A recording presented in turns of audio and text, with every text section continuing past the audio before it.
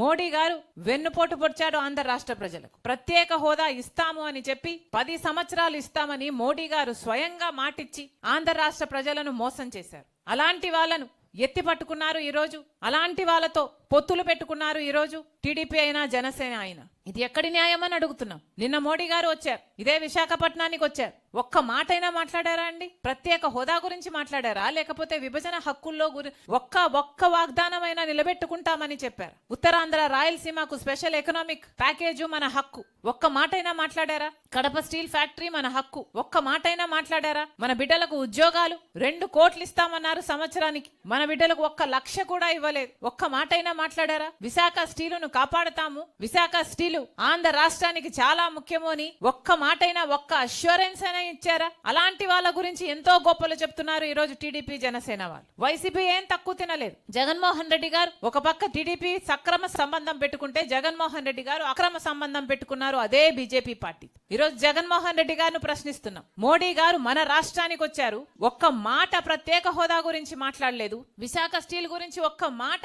Assurance ఇచ్చి పోలేదు. మరి ఎందుకు ఊరుకున్నారు అని అడుగుతున్నాం. ఎంతమంది దళితులు మీకు ఓట్లేశారు? మీకు గొప్పగా చెప్పుకుంటున్నారు కదా మీకు పర్సెంటేజ్ వచ్చింది, ఎంత పర్సెంటేజ్ వచ్చింది అని. వాళ్ళలో దళితులు లేరా, ఎస్టీలు లేరా, బీసీలు లేరా? వాళ్ళు ఓట్లేస్తే కదా మీకు ఆ మాత్రమైనా వచ్చింది. మరి ఓట్లు వేపించుకొని కూడా రాజశేఖర రెడ్డి గారి వారసుడు అయ్యుండి కూడా అదే బీజేపీ పార్టీతో ఎందుకు అక్రమ సంబంధం పెట్టుకున్నారని అడుగుతున్నాం. ఈ రోజు వరకు కూడా అక్రమ సంబంధం కొనసాగుతూనే ఉంది కదా. రాజశేఖర రెడ్డి గారు ప్రతి సందర్భంలోనూ బీజేపీ పార్టీని వ్యతిరేకించిన వాళ్ళు. ఎందుకంటే బీజేపీ పార్టీ ఒక మతతత్వ పార్టీ కాబట్టి. ఎందుకంటే బీజేపీ పార్టీ మతం పేరుతో, కులం పేరుతో చిచ్చు పెట్టాలి, ఆ మంటలో చలి కాచుకోవాలి. ఇదే బీజేపీ పార్టీకి తెలిసిన రాజకీయం కాబట్టి. బీజేపీ పార్టీ సిద్ధాంతం దేశ సంపదనంతా దోచిపెట్టి అదాని లాంటి వాళ్ళకి పంచిపెట్టారు. అందుకని రాజశేఖర రెడ్డి గారు వ్యతిరేకించారు. బీజేపీ అనుసరిస్తున్న వ్యవహారం ప్రభుత్వ వ్యవస్థలను అన్నిటినీ, ఆర్బీఐ అయినా, సిబిఐ అయినా, ఈడీ అయినా, ఇన్కమ్ ట్యాక్స్ అయినా, స్టాక్ ఎక్స్చేంజ్ అయినా, ఏ వ్యవస్థనైనా తమ గుప్పిట్లో పెట్టుకొని స్వార్థ రాజకీయాలు వాడుకునే పార్టీ బీజేపీ పార్టీ కాబట్టే